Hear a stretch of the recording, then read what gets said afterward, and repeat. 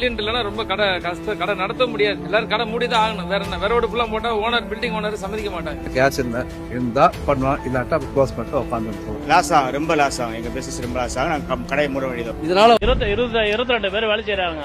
22 பேருக்கு இப்ப சம்பளம் வேணும்னு உட்காந்துக்கிறாங்க. அதனால சம்பளத்தை என்ன பண்றது, ஏது பண்றதுனே தெரியாம விலைவாசி அதிகமா. நான் ஒரு வடை 8 ரூபாய் விற்கலாம், 10 ரூபாய் விற்கலாம், 15 ரூபாய் விற்கலாம். ஏழைகள் கிட்ட வந்த மாதிரி 10 ரூபாய்க்கு 3 வடை கொடுத்துக்கிட்டு இருக்கேன்.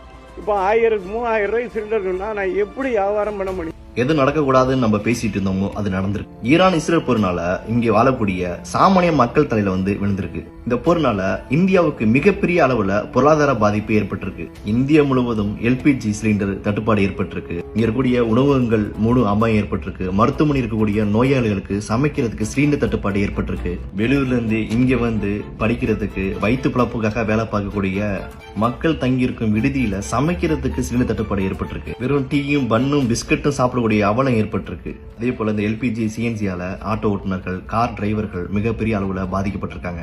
பல திருமணங்கள் இந்த சிலிண்டர் தட்டுப்பாட்டால தள்ளி வைக்கப்பட்டிருக்குது. தமிழ்நாட்டுல நாமக்கல் இருந்து உலக நாடுகளுக்கு ஏற்றுமதி செய்ய இருந்த 5 கோடி மதிப்பிலான முட்டைகள் தேக்கம் ஏற்பட்டிருக்கு.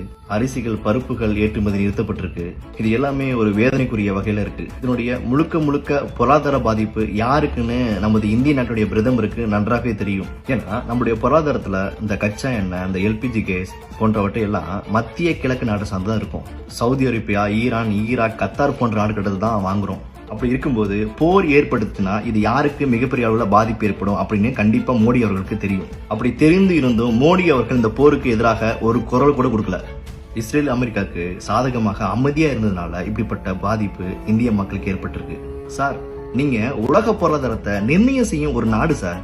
நீங்க அதிக மக்கள் தொகை கொண்ட ஒரு நாடு சார். நீங்க என்ன சொன்னாலும் இந்த நாடு கேட்கணும் சார். ஏன்னா அப்படிப்பட்ட இடத்துல நீங்க இருக்கீங்க சார்.